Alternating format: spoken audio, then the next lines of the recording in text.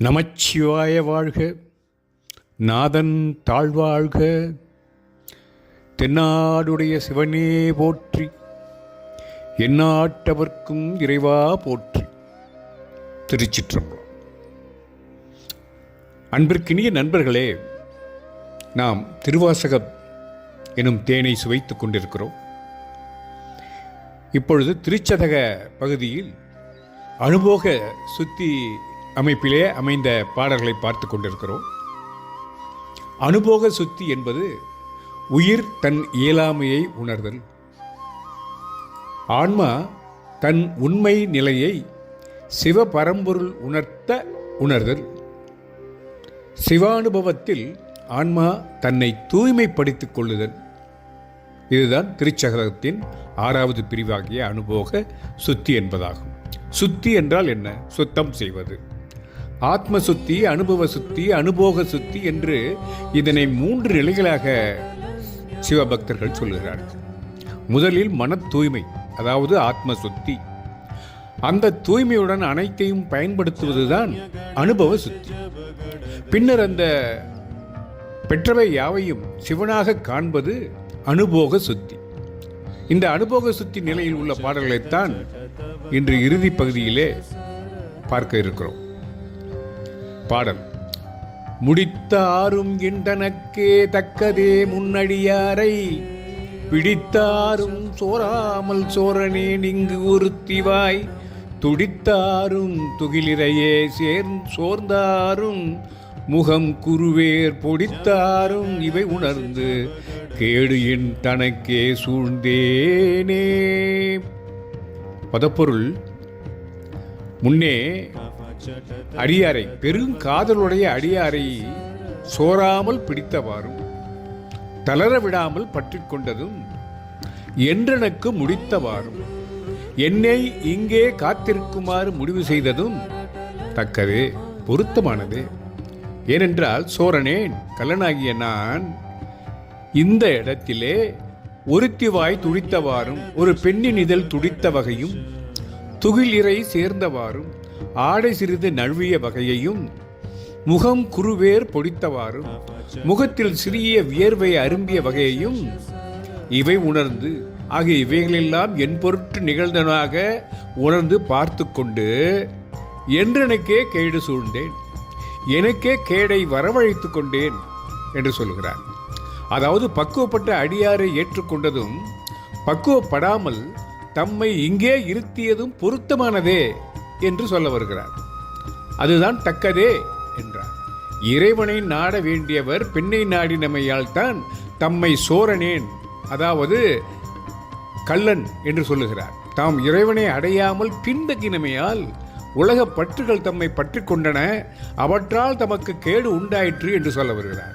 கேடென்றெனக்கே சூழ்ந்தேனே என்று சொல்கிறார். உலக பற்றுகள் 3. அவை மண், பெண், பொன் என்பனவாகும். அவற்றில் இடையில் நின்ற பெண்ணாசை உயிருக்கே தீமை புரிவது. ராவணன் முதலியோர் வரலாறு இவ்வுண்மையினை மெய்ப்பிக்கும்.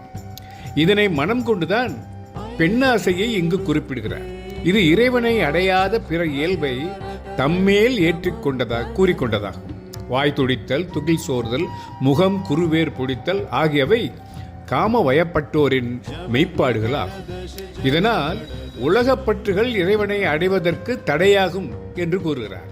அடுத்த பாடல்: தேனை பாலை கண்ணலின் தெளிவை ஒளியை தெளிந்தார்தம் ஊனை உருக்கும் உடையானை உம்பரானை வம்பனேன் நின் அடியேன் நீ என்னை ஆண்டாய் என்றால் அடியேற்கு நான் உன் சிரித்தே அருளாம் தன்மையாம் என் தன்மையே.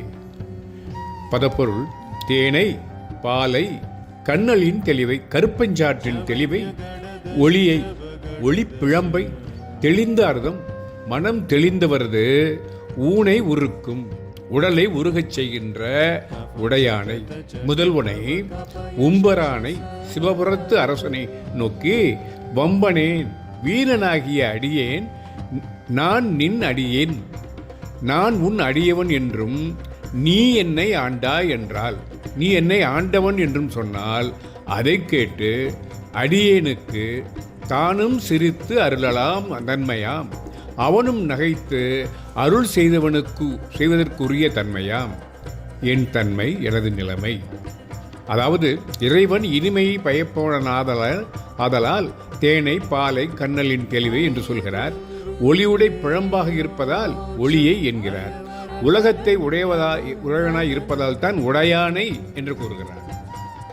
உம்பரானை என்றதற்கு காமதேனுவையும் பொருள் கூறுவர். இறைவனுக்கு நான் அடியேன் என்று கூறிக்கொள்ள தமக்கு ஒரு தகுதியும் இன்மையால் வம்பனேன் என்று சொல்கிறார். இந்நிலையில் இறைவனின் தம்மை ஆண்டு கொண்டான் என்று கூறுவது இறைவனே நகைத்திற்குரியது என்று சொல்கிறார். தானும் சிரித்து எனக்கு தகுதி இல்லையாயினும் எனது எளிமை நோக்கி அவன் அருள் செய்வான் என்பார். அதைத்தான் அருளலாம் தன்மை யாமன் தன்மையே என்று கூறினார். இதனால் தகுதியில்லாத உயிர்களையும் இறைவன் கருணையினால் ஆட்கொள்வான் என்று கூறுகிறார். அடுத்த பாடல், தன்மை பிறரால் அறியாத தலைவா கொல்லா நாயான புன்மையேனை ஆண்டு ஐயா புறமே போக விடுவாயோ, என்னை நோக்குவார் யாரே என்னான் செய்தேன் எம்பெருமான், பொன்னே திகழும் திருமேனி எந்தாய் எங்கு புகுவேனோ. பதப்பொருள், தன்மை உன்னுடைய இயல்பு பிறரால் அறியாத, பிறர் ஒருவராலும் அறியப்படாதது தலைவா.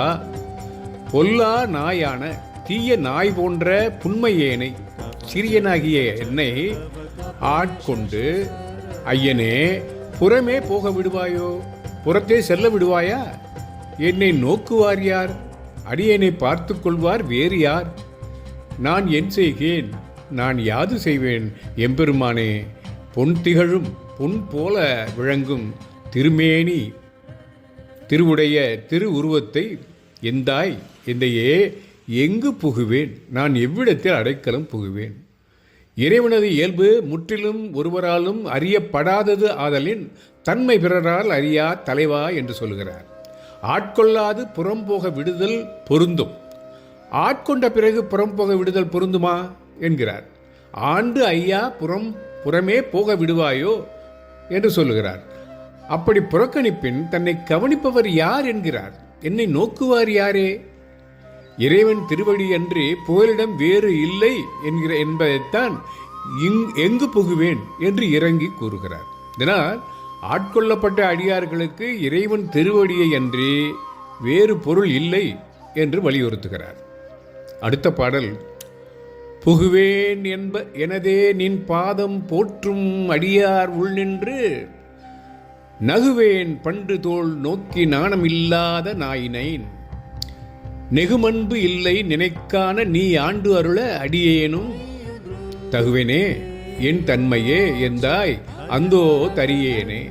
பதப்பொருள், எந்தாய் என் தந்தையே, பண்டு என்னை ஆட்கொண்ட அந்த நாளிலே நாணமில்லா நாயினே, வெட்கமில்லாத நாய் போன்றவனாகிய யான் போற்றும் உன்னை வணங்குகின்ற அடியாருள் நின்று, அடியார் நடுவில் நின்று தோள் நோக்கி உன் திருத்தோள்களின் அழகை நோக்கி நகுவேன், மகிழ்தல் ஒன்றுமே செய்யேனா ஆயினேன், செய்யவில்லை நான், நினைக்கான உன்னை பார்ப்பதற்கு நெகும் உள்ளம் உருகுகின்ற அன்பு இல்லை, அதனால் நீ ஆண்டு அருளுதற்கு அடியேனும் தகுவனே, அடியேனும் தகுதி உடையவன் ஆவேனோ, ஆயினும் என்னை ஆட்கொண்டாய், என் தன்மையை தரியேன், இப்படிப்பட்ட தன்மையை நான் பொறுக்க மாட்டேன். அந்தோ நின் பாதம் எனதே, உன்னுடைய திருவடி எனக்கு உரியதே, புகுவேன் அதில் சேர்வேன். பதப்பொருள், இறைவன் திருவடியில் தமக்கு உள்ள உரிமை பற்றி வலியுறுத்தி கூறுகிறார். எனதே நின் பாதம் என்று உறுதியாக கூறுகிறார். இறைவன் குருவாய் வந்த பொழுது அவனது தோற்ற பொலிவை கண்டும் மகிழ்ந்து நின்றதே அன்றி ஞானத்தை பெற்று அன்பு செய்யவில்லை என்று சொல்கிறார். பண்டுதோள் நோக்கி நகுவேன் என்றார்.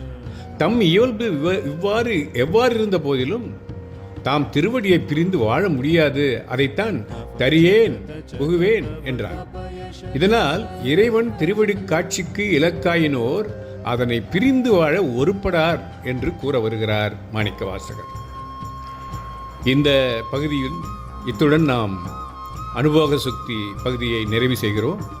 அடுத்த பகுதி, அதாவது திருச்சகத சதகத்திலே நாம் காருண்யத்து இரங்கல் பகுதியை பார்க்கப் போகிறோம். அதாவது தமக்கு அருள் வழங்குமாறு இறைவனை வேண்டு மாணிக்க வாசகர் இயற்றிய பாடல்கள் அவை.